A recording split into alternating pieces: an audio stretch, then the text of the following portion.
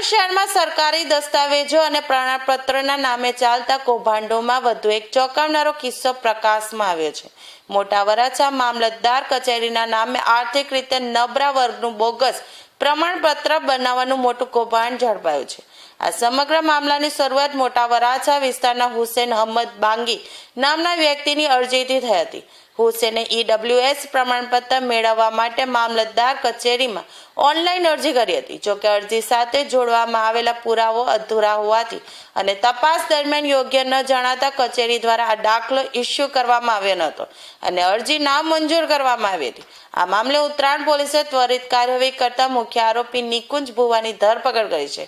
સરકારી અધિકારીઓની સહી અને સિક્કાનો દુરુપયોગ કરી નકલી દસ્તાવેજોને અસલ તરીકે વટાવવાના રેકેટને પર્દાફાશથી વહીવટી તંત્રમાં ફફડાટ જોવા મળ્યો હતો।